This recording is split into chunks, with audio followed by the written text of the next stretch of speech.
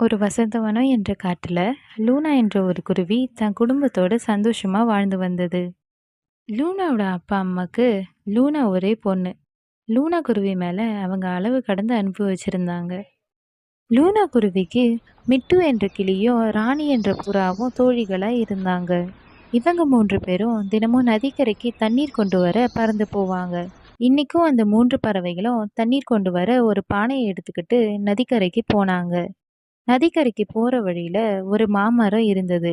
அந்த மாமரம் தண்ணீர் இல்லாம இலைகள் எல்லாம் வாடி போய் இருந்தது. அந்த மாமரம் போற வர பறவைங்களை கூப்பிட்டு தன்னோட வேருக்கு தண்ணீர் ஊற்ற சொல்லி கேட்டது. ஆனா எந்த பறவையும் அந்த மாமரத்துக்கு உதவி பண்ணவே இல்லை. அந்த பக்கமா உணவு தேட பறந்து வந்துகிட்டு இருந்த காலு வெள்ளி என்ற ரெண்டு காகங்களும் அந்த மாமரத்துக்கிட்ட வந்து நின்னாங்க. காகங்களே காகங்களே, கொஞ்சம் இங்க பாருங்க. தண்ணீர் இல்லாம என்னோட இலைகள் எல்லாம் வாடி போயிருக்கு. இப்படியே போச்சுன்னா நான் கொஞ்ச நாட்கள்ல இறந்து போய்விடுவேன். அதனால நீங்க என்னோட வேருக்கு தண்ணீர் கொண்டு வந்து கொஞ்சம் ஊற்றுங்க. நான் கொஞ்ச நாட்கள்ல உங்களுக்கு சுவையான மாம்பழங்களை தரேன். என்ன சொல்ற மாமரமே? நாங்க உனக்கு தண்ணீர் கொண்டு வந்து ஊற்றணுமா? நாங்களே உணவு கிடைக்காம அங்க இங்கன்னு பறந்து போய் களைப்பா வந்து உட்கார்ந்தா இந்த மாமரத்துக்கு தண்ணீர் ஊற்றணுமாமே. காலேஜி, இந்த மாமரத்துக்கிட்ட நமக்கு என்ன பேச்சு வேண்டி இருக்கு? இந்த மாமரமே காய்ந்து போய் இருக்கான். இது நமக்கு மாம்பழங்களை தருமா? இந்த மாமரத்துக்கிட்ட நம்ம இன்னும் பேசிட்டு இருந்தா நமக்கு தான் டைம் வேஸ்ட். வாங்க காலு, நம்ம உணவு தேட போகலாம். இப்படி சொல்லிட்டு அந்த காகங்கள் அங்கிருந்து பறந்து போனாங்க. இப்படியே சாயந்தரம் ஆனது. தண்ணீர் கொண்டு வர நதிக்கரைக்கு போன அந்த மூன்று பறவைகளை பார்த்து அந்த மாமரம் அழைச்சது. பறவைகளே பறவைகளே, கொஞ்சம் இங்க வாங்க. மாமரம் இப்படி அழைச்சதும் லூனா குருவி அந்த மாமரத்துக்கிட்ட வந்தது. லூனா, வேண்டாம், அங்க போகாத. நமக்கு நேரம் ஆகுது. நம்ம நதிக்கரைக்கு போய் தண்ணீர் எடுத்துக்கிட்டு வீட்டுக்கு போகணும். கொஞ்சம் இருங்க மிட்டு ராணி. மாமரமே, என்னை எதுக்கு அழைச்சிங்க?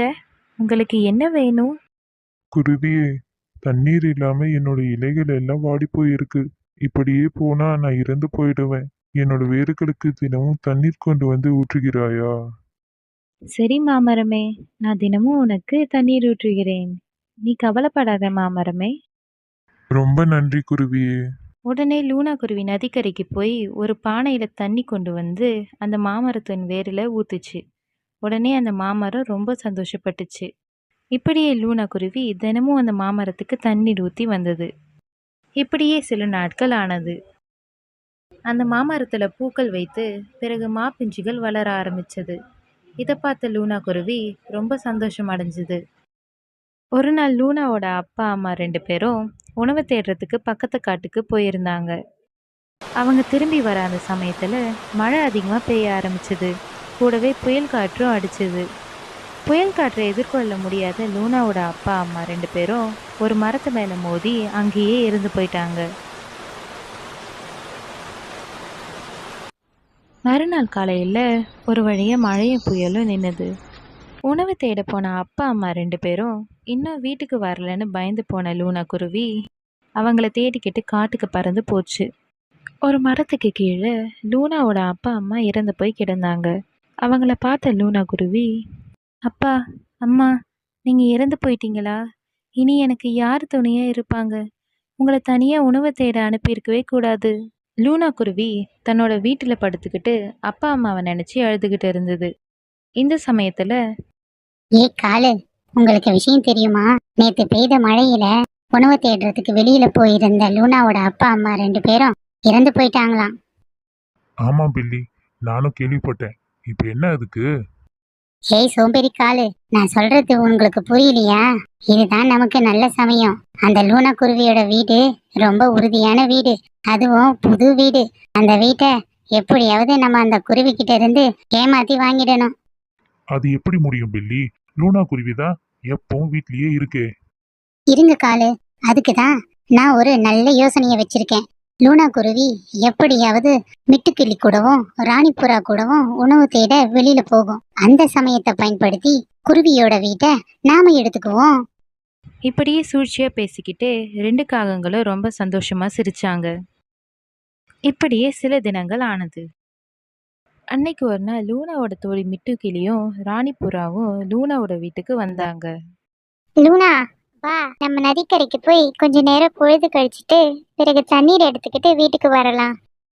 இதையெல்லாம் ஒரு மரத்துல ஒளிஞ்சு நின்று பார்த்துக்கிட்டு இருந்த காலுக்காகவும் பெல்லிக்காகவும் லூனா எப்போ வீட்டை விட்டு வெளியே போகும்னு பார்த்துக்கிட்டு இருந்தாங்க. பிறகு கொஞ்ச நேரத்துல லூனா, மிட்டுக்கிளி, ராணிப்புறா இவங்க 3 பேரும் நதிக்கரையை நோக்கி பறந்து போனாங்க. பிறகு காகங்கள் 2 பேரும் லூனா குருவி வீட்டுக்கு போய் கதவை சாத்திக்கிட்டாங்க. நதிக்கரைக்கு போன லூனா குருவி ஒரு பானையில தண்ணீர் எடுத்துக்கிட்டு மாமரத்துக்கு ஊற்ற வந்தது. லூனாவை பார்த்த மாமரம் பிறகு இப்படி பேச ஆரம்பிச்சது. குருவியே, நீ ஏன் இத்தனை நாட்களா இங்க வரல? சாகு கிடந்த என்ன தண்ணீர் ஊற்றி வளர வச்ச. இப்ப என்னோட மரத்துல பாரு, நிறைய மாம்பழங்கள் விளைந்திருக்கு. இதுக்கெல்லாம் நீ தான் காரணம். நீ தினமும் வந்து இந்த மாம்பழங்களை பறிச்சுக்கிட்டு போய் சாப்பிடு. ரொம்ப சந்தோஷம் மாமரமே. உங்க மரத்துல உள்ள மாம்பழங்களை எனக்குன்னு கொஞ்சம் எடுத்துக்கிட்டு என்னோட தோழிகளுக்கும் நான் கொஞ்சம் கொடுக்கறேன். இப்படி சொன்ன லூனா குருவி ஒரு கூட நிறைய மாம்பழத்தை பறிச்சுக்கிட்டு மிட்டுக்கிளிக்கும் ராணிப்புறாக்கும் மாம்பழத்தை கொடுத்தது. பிறகு 3 பறவைகளும் வீட்டுக்கு பறந்து போனாங்க. லூனா தன்னோட வீட்டுக்கு போச்சு. அப்ப வீட்டோட கதவை யாரோ உள்பக்கமா லாக் பண்ணி வச்சிருந்தாங்க. பிறகு லூனா குருவி கதவை தட்ட ஆரம்பிச்சது. கொஞ்ச நேரத்துல கதவை திறந்துக்கிட்டு 2 காகங்களும் வெளியே வந்தாங்க.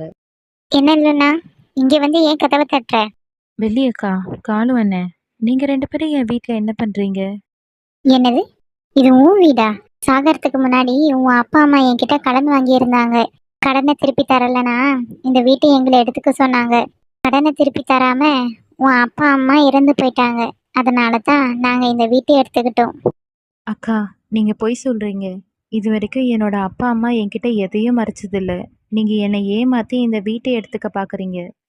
இங்க பாரு லூனா, அதெல்லாம் எங்களுக்கு தெரியாது. இப்போ இது எங்க வீடு. சும்மா சொன்னதே சொல்லிக்கிட்டு இருக்காம இங்க இருந்து போ. நீ எங்கேயாவது போய் தங்கிக்கோ. இப்படி சொல்லிட்டு 2 காகங்களும் கதவை சாத்திடுச்சுங்க. பிறகு லூனா குருவியை ஏமாத்தினதை நினைச்சு 2 காகங்களும் சிரிச்சாங்க. இப்படியே இரவு நேரம் வந்தது. லூனா குருவி எங்க போய் தங்குவதுன்னு தெரியாம அழுதுகிட்டே இருந்தது. பிறகு தன் தோழிகளான புறா கிட்டேயும் கிளிகிட்டேயும் காகங்கள் 2 பேரும் தன்னை ஏமாத்தின விஷயத்த சொல்லுச்சு. மிட்டு, ராணி, உங்க வீட்டுல எனக்கு தங்குறதுக்கு இடம் கொடுக்குறீங்களா? இன்னைக்கு ஒரு நாள் மட்டும் என்னோட வீட்டுல தங்கிக்கோ லூனா. ஆனா நாளையில இருந்து நீ வேற வீட்டை கட்டிக்கோ. பிறகு வேற வழி இல்லாத லூனா குருவி அன்னைக்கு இரவு மிட்டுக்கிளி வீட்டுல தூங்க ஆரம்பிச்சது. அடுத்த நாள் பொழுது விடிந்தது. என்ன பண்றதுன்னு தெரியாத லூனா குருவி தான் தண்ணி ஊத்தி வளர்த்த மாமரத்துக்கிட்ட போச்சு. நடந்த எல்லாத்தையும் தெரிஞ்சுக்கிட்ட மாமரம் தன்னோட மரத்திலேயே ஒரு அழகான மாம்பழ வீட்டை லூனா குருவிக்கு கொடுத்துச்சு. குருவி, நீ இனி எங்கேயும் போய் வீடு கட்ட வேண்டிய அவசியம் இல்லை. இனி இந்த வீட்லயே தங்கிக்கோ. இது உன்னோட வீடு. உனக்கு பசிக்கும் போது இந்த மாம்பழங்களை பறிச்சு சாப்பிடு. பிறகு எல்லா மாம்பழங்களையும் பறித்து விற்று வியாபாரம் பண்ணு. அதுல வர பணம் உன்னோட எதிர்காலத்துக்கு ரொம்ப உதவியா இருக்கும். ரொம்ப நன்றி மாமரமே. அந்த காகங்கள் 2 பேரும் என் வீட்டை ஏமாத்தி எடுத்துக்கிட்டாங்க. என்னோட தோழிகளும் எனக்கு உதவி பண்ணல. நீங்க செய்த உதவிக்கு ரொம்ப நன்றி மாமரமே. குருவி, நான் சாக கிடந்த போது நீ தான் எனக்கு உயிர் கொடுத்த. நீ செய்த உதவிதான் பேருதவி. பிறகு லூனா குருவி தன்னோட மாம்பழ வீட்டுக்குள்ள போச்சு. ஒரு கூடையை எடுத்துக்கிட்டு எல்லா மாம்பழத்தையும் பறிச்சு ஒரு வண்டியில வச்சு அந்த காட்டுல உள்ள எல்லா பறவைகளுக்கும் விற்க ஆரம்பிச்சது. மாம்பழம் வாங்குங்கம்மா, மாம்பழம், ருசியான மாம்பழம், சுவையான மாம்பழம், இனிப்பான மாம்பழம். இப்படி எல்லா காட்டுலயும் லூனா குருவி மாம்பழத்தை விற்று நிறைய பணம் சம்பாரிச்சது. பிறகு தனக்குன்னு இன்னொரு வீட்டையும் வாங்குச்சு. அந்த காட்டுலயே பெரிய பணக்கார பறவையா லூனா இருந்தது. காட்டுல கஷ்டப்படுற பறவைகளுக்கும் உதவி பண்ணுச்சு. இதையெல்லாம் பார்த்து பொறாமப்பட்ட அந்த காகங்கள் இந்த மாமரத்தால தானே அந்த லூனா குருவி பணக்கார பறவையா ஆச்சு. இந்த மாமரத்தை இன்னிக்கே வெட்டி வீசிடலாம். இப்படி சொல்லிக்கிட்டு மாமரத்துக்கிட்ட போன 2 காகங்களையும் அந்த மாமரம் தன்னோட கிளையால அடி அடின்னு அடிச்சு தூக்கி போட்டது. மாமரமே, எங்களை அடிக்காத, அடிக்காத. நாங்க இனி இந்த மாதிரி ஒரு தப்பு பண்ண மாட்டோம். நண்பர்களே, இந்த கதையிலிருந்து நீங்க என்ன தெரிஞ்சுக்கிட்டீங்க? நமக்கு ஒருத்தர் செய்த உதவிய மறக்காம, அவங்க கஷ்டத்துல இருக்கும்போது உதவி பண்ணணும். இது நம்ம அவங்களுக்கு பண்ற பேருதவி. இந்த வீடியோ உங்களுக்கு பிடிச்சிருந்தா லைக் பண்ணுங்க, ஷேர் பண்ணுங்க, சப்ஸ்கிரைபும் பண்ணுங்க. தேங்க்ஸ் ஃபார் வாட்சிங்.